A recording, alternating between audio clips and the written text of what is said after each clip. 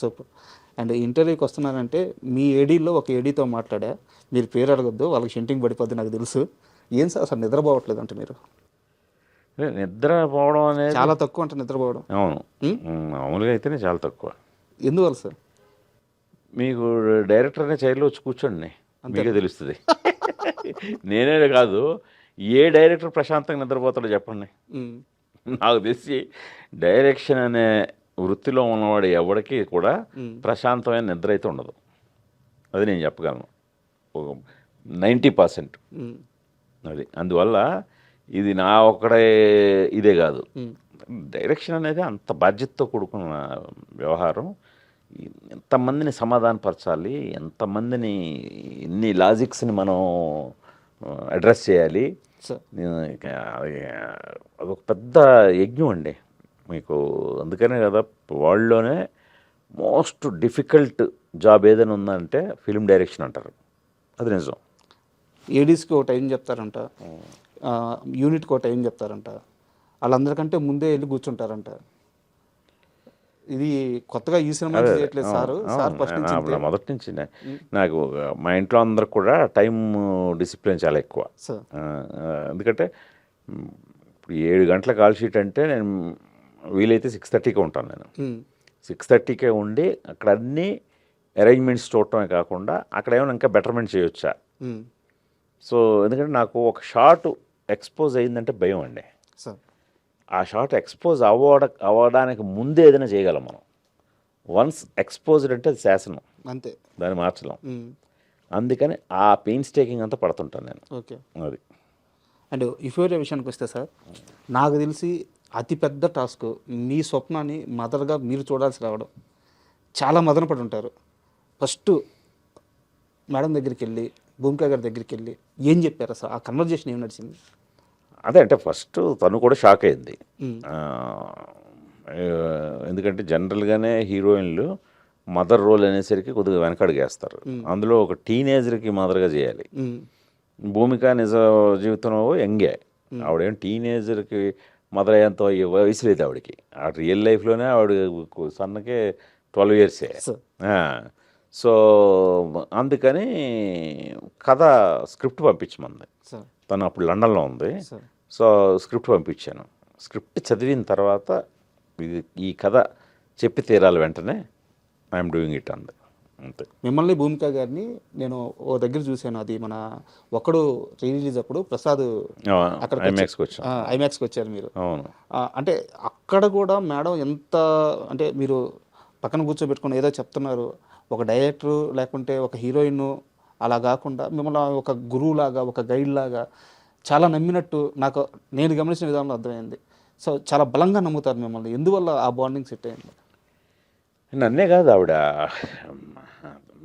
Directors అందరితో అలాగే ఉంటారు. ఆవిడ చాలా వెరీ వెల్ మేనర్డ్ అమ్మాయి. ఆవిడ నాకు అంటే అందరికి కూడా ఆవిడ నేను చూస్తేనే చాలా రెస్పెక్ట్ ఇవ్వాలని అనిపిస్తుంది తప్పితే వేరేగా అస్సలు అనిపించదు. ఎందుకంటే ఆవిడ బిహేవియర్ ఎలా ఉంటుంది, ఆవిడతో మాట్లాడితే తీరు అలాగే ఉంటుంది. అందుకని ఇక్కడ నేనే కాదు, మీరు వేరే డైరెక్టర్తో చూసినా సరే ఆవిడ అలాగే ఉంటారు. సార్ ఒక సీరియస్ క్వశ్చన్, ఇది కూడా చెప్పాలనుకుంటే చెప్పండి, లేదా స్కిప్ చేయండి. రానా గారితో ఇప్పుడు మీ రిలేషన్ ఎలా ఉంది? ఎవరితోనే ఎప్పుడు రిలేషన్ ఏమి మనకేమీ చెడదండి. ఇప్పుడు ఆ పర్టికులర్ ప్రాజెక్ట్ విషయంలో సో అది జరగలేదు.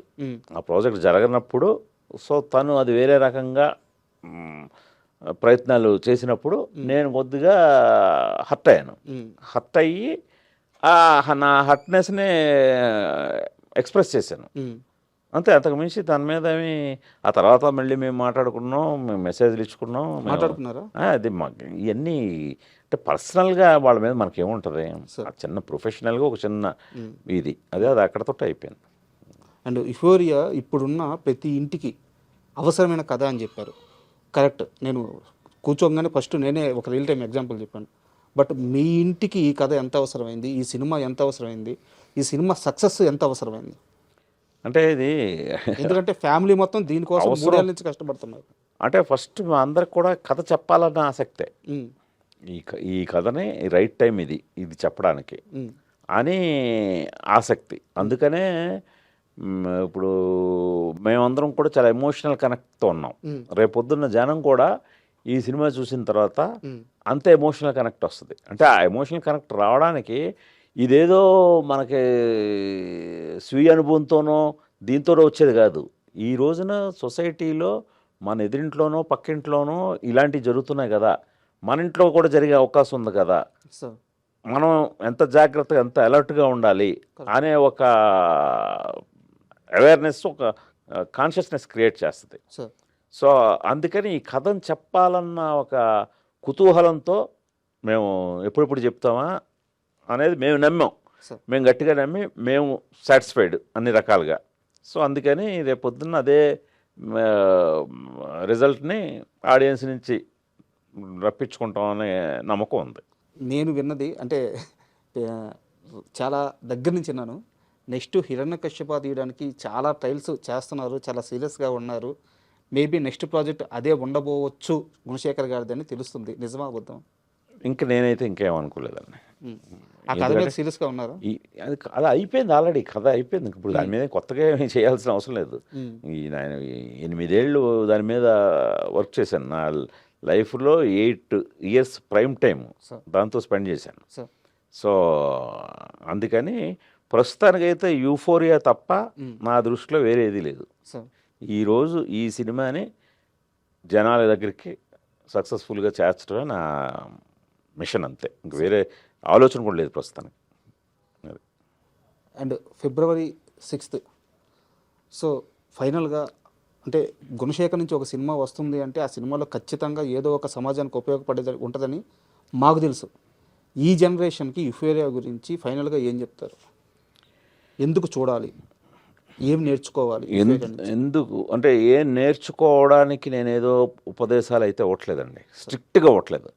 మీరు అదైతే భరోసా ఇస్తున్నాను. నేను మీకు మెసేజ్లు ఇచ్చేసి ప్రీచింగ్లు ఇచ్చేసి అయితే భయపెట్టను. సరదాగా మన కుర్రాళ్ళ మధ్యలో సరదాగా జరుగుతున్న కథని, ఆ సరదాగా జరుగుతున్న వాటిలోనే అమ్మ ఇంత జరుగుతుందా, ఇంతలాగా మనం విచక్షణ కోల్పోతే మన జీవితాలు ఇలాగా ఎంత నాశనం అయిపోతాయా, ఇంత కాన్సిక్వెన్సెస్ ఫేస్ చేయాల్సి ఉంటుందా అని ఇటు కుర్రాళ్ళు కానీ ఇటు ఫ్యామిలీస్ కానీ ఇద్దరు సమాన బాధ్యతతోటి ఈ సినిమా చూసాక ఒక్కసారి వాళ్ళకి ఒక చిన్న అలారం లాగా మనం అలర్ట్ చేస్తుంది, ఆ కాన్షియస్నెస్ క్రియేట్ చేస్తుంది.